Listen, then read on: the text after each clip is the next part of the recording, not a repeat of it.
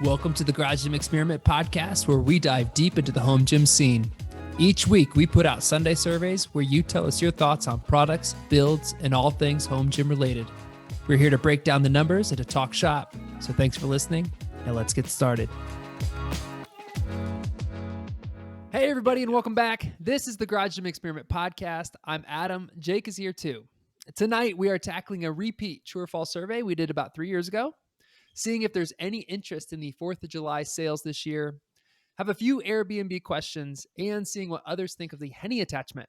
So before we get going, Jake and I are actually testing out a second weekly podcast where instead of survey results, we're discussing industry news, home gym tips, and our own experiences with equipment and more. So we're trying this out in audio only. So if you're watching this on YouTube, go check out Spotify, Apple, or wherever you listen to podcasts. The first episode is titled, Can You Knurl Those Handles? So with that, Jake, let's get into the data. All right, let's dig into the data. So as Adam said, we're going to start off with a repeat group of questions that we asked about 3 years ago. As you can see on the screen, you simply needed to answer whether a statement was true or false. I'll quickly go over all of the numbers to start off, and then we can discuss our overall observations and then see how things changed since 2019. To start off, we have 95% saying that they love to work out. So that just gives you a pretty good idea as to who's answering these questions. 89% believe a home gym is one of the best investments you can make. 88% believe they'll buy something for their home gym by the end of the year. 87% say that the rack is the centerpiece of their home gym. Another question just giving us a little insight into who's answering these questions. 84% believe in the phrase buy once, cry once. 82% say saving time is more important than saving money. 80% spent over $1,000 to start their home gym. 79% say that space is the biggest issue they face as a home gym owner. 53% sacrificing their car for a home gym, or garage gym, I should say. Parking their car. 45% say they save money by owning a home gym. And then only 6% are buying equipment from just simply one company. So Adam, I ask you, do any of these surprise you? No, I'm not really surprised by these numbers. Yeah, I really like seeing the numbers like this. You know, you can tell like we're a community who loves to work out. We see our home gym as like a big investment. Maybe we don't save money, but whether time with family or just like living a better life, like it's a big investment that we make. And it's a passionate crew. So it's really cool to see the numbers like this. What about you? Anything stick out? Well, I think it's interesting that you said that. It's just cool to see the numbers like this. As I was putting the numbers together, I was thinking this would be cool to see with like 100 different topics, you know, going down. So I think we should definitely do some more of these true falses, maybe every week for X amount of weeks in the future, so that we can just build this big master list of true or false statements. I think a lot of insight we'd be able to get out of that. I think in terms of what surprised me, not a lot did, but one thing that really stood out to me was that 80% spent over $1,000 to start their home gym. Personally, that's not how I did it. And Adam, I know you didn't just go out and buy everything at once. And I think about most of the people that I speak with, it seems like they weren't going out and spending too much to start. Maybe they're spending right around $1,000 that first purchase. They're getting a little bit more. Maybe we ask if you spend over $2,000 to start your home gym next time. I think in our issues survey that we typically do, we said that the number one issue for home gym owners is the price of new equipment. But I think that the way that this question was phrased, it might show you that space is a bigger issue for more people than the price of equipment. So I don't know, that's something to consider. I think there's some interesting things on this next slide. Well, real quick, can I jump in on that? I spent over $1,000 on my home gym. It seems like maybe there's two groups with that. Maybe a pre-pandemic and a I don't know, a pandemic person who jumped in to build their home gym. If you did this a long time ago, maybe you're more like you and I, Jake, where you're buying one piece and you're starting to make it work. You're putting it together. But if the pandemic hits and Well, you only had a commercial gym and you had to work out at home, maybe you're going out and you're bringing in more things to accomplish more in your home gym, and so you're spending more money at well, once. we did do the survey before the pandemic, True. and that you have not seen the numbers. So back in 2019, what do you think that number? It's 80% now. What do you think that number was back in 2019? Well, with the idea I just shared, I think it's smaller, and I'd like to say significantly smaller. So maybe around 50%. Like a 30% drop is big, but sticking to it. Let's see. Dun, dun, dun, dun. If you see on the screen here, it went from 73% to 80. So that's a total of a 10% difference. So that's still pretty high. I think you're right. Right. I was shocked too. So 73% to 10. So let me go over some of the big changes from 2019 to 2021. And to start off, I would say there weren't any massive changes, but there were a few that probably do make sense. So the term buy once, cry once, that went from 74% to 84%. That was the number one difference in terms of a higher voting. Saving time is more important than saving money. That went up 13%. And then I spent over $1,000 to start my home gym, went up 10%. In terms of what went down, so we've discussed this on a number of podcasts in the past, but a lot of people aren't just building a home gym to save money. So I saved money by owning a home gym, went from 60% in 2019 all the way down to 45%.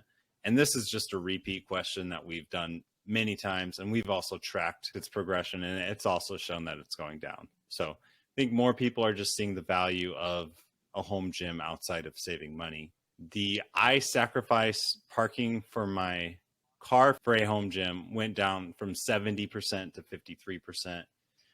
I think part of that is just more people moving their home gyms into the basement. And as the home gym crowd expands, it's not just a garage gym. So 2019, I think most of the people are putting in their garages, but now more people have a dedicated room to have their gym.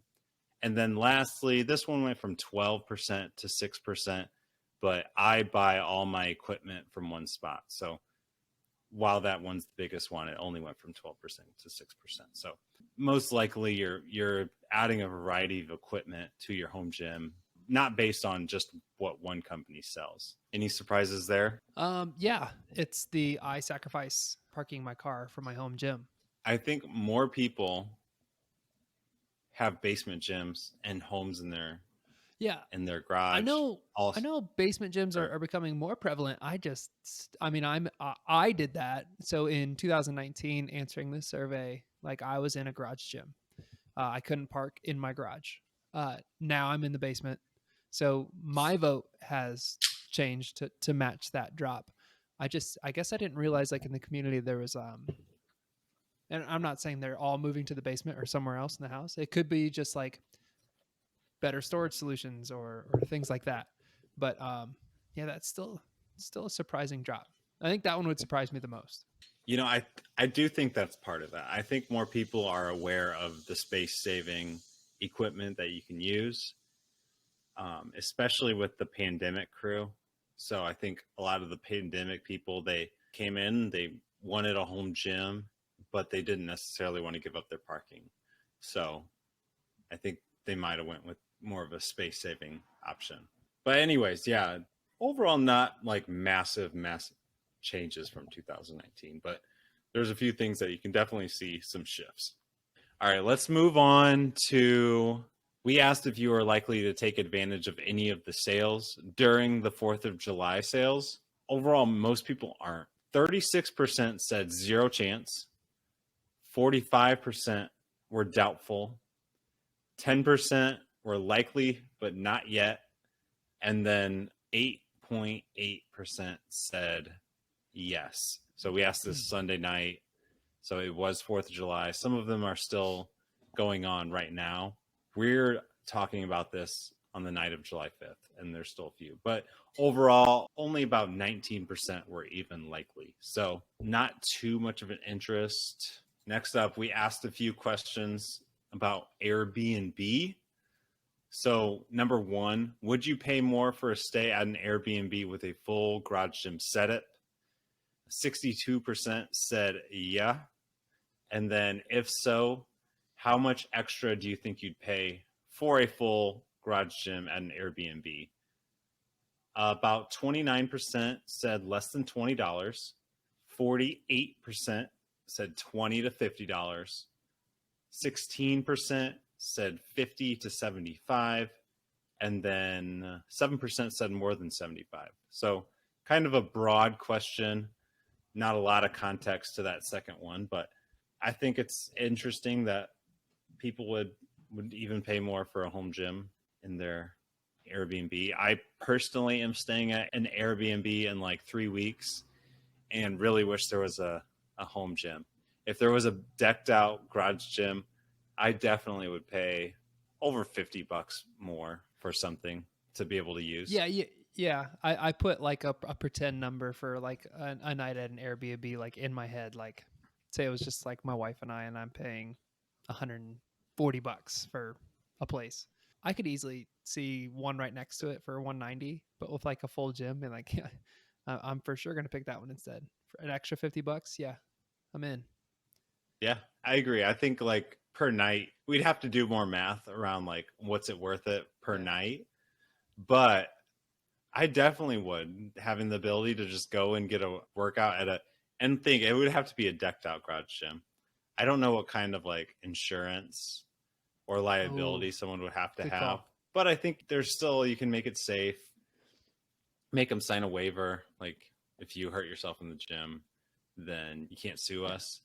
But I mean, keep in mind, like let's just say if you are charging an extra $20 a night, you put a $2,000 garage gym in there, then you can make it up in just 100 nights. Like, so it seems like a good investment for somebody who's shopping out their Airbnb to people. Yeah, so. You wonder too, because like with even adding a hot tub like in an Airbnb, they always have the sign like use at your own risk. Like they say like no alcohol, like for liability purposes. You could probably do the same thing with a gym. I'm sure there are some differences there, but I wonder legally what that would mean. There's this guy who I'm a big fan of, one of his companies that he founded and just his podcast. He started in Texas an Airbnb, and we posted this on Instagram a while back. He started like an Airbnb with a home gym, and it's like a fitness vibe. And I think he's like building out where like 5 people can stay at a time. It's like a ranch. Yeah. So I definitely think it'd be cool if like we could go there one day. Yeah, I envision it like the refrigerator stocked with like pre-portioned meals and protein shakes and pre-workouts and coffee. Just a real meathead ranch. I love it. Yeah, Meathead Ranch. Yeah, he's got like a basic setup. It looked like he had a rack, dumbbells, a rower, but I think he needs to add like a lat pull down, some strength machines, and then I think you'd really get people to go out there for maybe some treadmills, maybe some sleds, and then you could really I think people would really make a nice trip out there for a while. You know what I always thought would be cool if you had somewhere seasonal that people are going to enjoy being outdoors. I know, for instance, you're going to like a lake town. If they had like an outdoor setup, like an outdoor workout area, that would be ideal. Even if you had like out by the pool, like your setup, right? Yeah, I think that would be awesome. Right. Yeah. So like we're staying at off Lake Michigan, and we will definitely have to like come back to the house for baby's nap. I would love to be able to set down the baby for the nap and go and get a workout. Yeah. Unfortunately, for our listeners, Jake is actually going to be 40 minutes south of one of the greatest home gyms on the planet. No, that would be my home gym. So if he can sneak out for 40, if he can convince his wife for, the hour 20 round trip, doubtful, but if he can, I'll give him my door code. I'll be out of town as well. So I don't know if it's worth it without you there. what are you talking about? It's a decked out home gym. It's perfect. I got a beer fridge down here. I got some rain always. So you're all set. Always. We'll see. I don't know why you won't be there. Anniversary You trip. have a trip yourself. I know. Yep. It's crazy. Bad timing. All right, let's move on. Bad timing. All right. And then the last question we have here is, what are your thoughts on the Henny attachment? And most people just don't know what it is. So 63% said, I don't know what that is. 3.5 said high interest. 11.3 said medium interest. And 22% said low interest. I will say, if we compare the ratios of, if you take out the I don't know what that is, the ratios aren't as bad as it looks on this chart.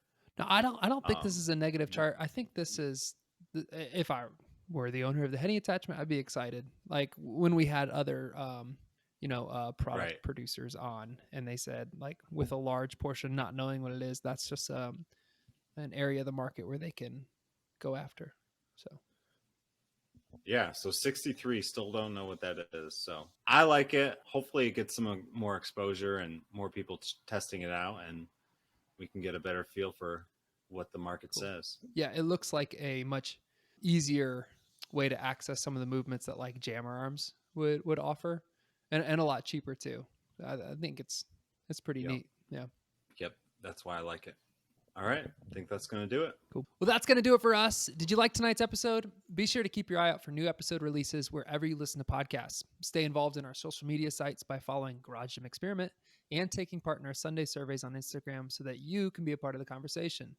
Like, follow, subscribe to the channel on YouTube, and get involved in our website for all your home gym content needs. Jake, do you have anything left for our listeners? Nope. All right, guys, you heard it. Thanks for listening. Bye.